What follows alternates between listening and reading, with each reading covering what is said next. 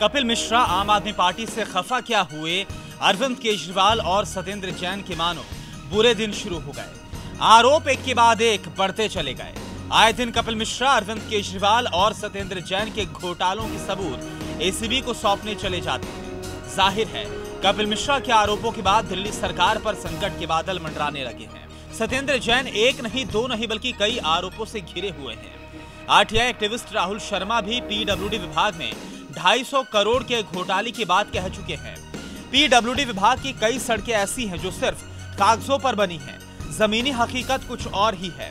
सत्येंद्र जैन पर लगे आरोपों की फहरिस्त लंबी है, लेकिन इन आरोपों के बाद भी दिल्ली के मुखिया अभी तक मौन बैठे हैं। कपिल मिश्रा ने सत्येंद्र जैन पर अरविंद केजरीवाल पर 2 करोड़ नकद देने का आरोप लगाया है।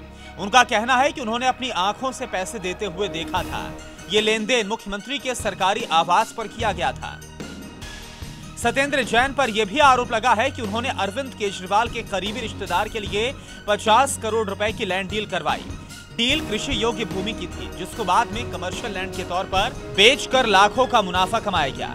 सत्येंद्र जैन पर यह भी आरोप है कि उन्होंने अपने करीबी रिश्तेदारों को नियम कानून ताक पर रखते हुए अहम पदों पर नियुक्त किया। सत्येंद्र जैन पर कई तरह के वित्तीय अनियमितताओं के आरोप भी लगे हैं।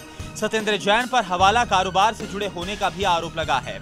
उन पर कई तरह के गैर कानूनी लेन देन करने का भी आरोप लगा है। सत्येंद्र जैन की करोड़ों की संपत्ति को आयकर विभाग के अधिकारियों ने कुर्क किया है।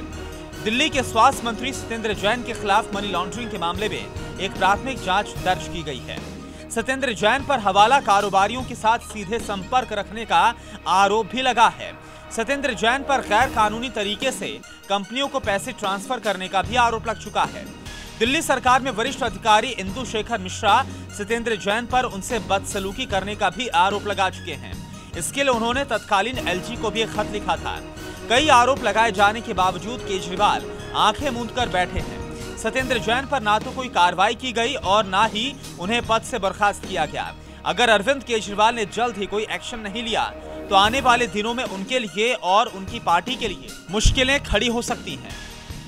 Delhi desk, total.